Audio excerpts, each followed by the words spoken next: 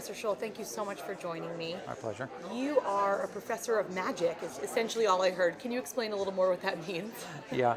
I used to be a professor teaching courses in innovation and invention, but this January I actually gave up tenure for the second time in my life in order to take on this new title of research scientist and to work at innovation and invention while continuing to work with students and getting them involved in the process. And the Innovation and Invention project which has taken over my life is this one, e-NABLE, the organization that's making assistive technologies using 3D printers and giving them away for free. Let's talk a little bit about this. What is here in front of us? It's very colorful and it's a hand. What does it do? Well, this is actually known as the RIT arm. This was created for a young man named Derek, whose arm ends around here, and who wanted one of these cool hands, and so he got one. This one is actually substantially longer than his other arm because he wanted an extra long arm, and why the hell not?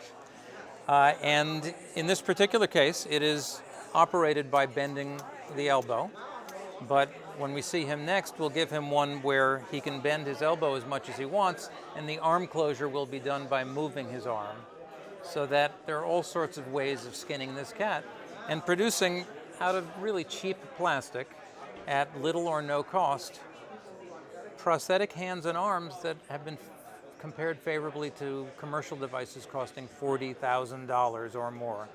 What got you interested in this field? Among many of my harebrained schemes was one in which I had been thinking that you could have a global community of technology volunteers who would be developing one-off assistive technologies for special cases. It's labor intensive and it's time consuming, but it's really rewarding, and there are a lot of people with the skills these days to take 3D printers or heads-up displays and use them to make things that will solve people with unique problems. Would it be kind of like crowdsourcing? In other words, you say, I have this particular limitation, can anyone design a product to help me? That's right. And what has emerged from that is that we are crowdsourcing, first of all, the fabrication. So we have a network of, this week, 1,550 volunteers. Many of them have 3D printers. And so they can print these things themselves. Among those 1,550, we also have a lot of designers who are making new designs for new devices to solve new problems. We have other people who are doing volunteer work to match the people who need hands with the people who can make hands.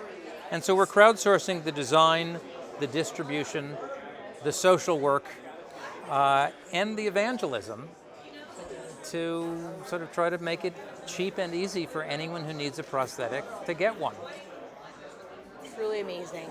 Thank you so much for speaking with me today. Thank you. My pleasure.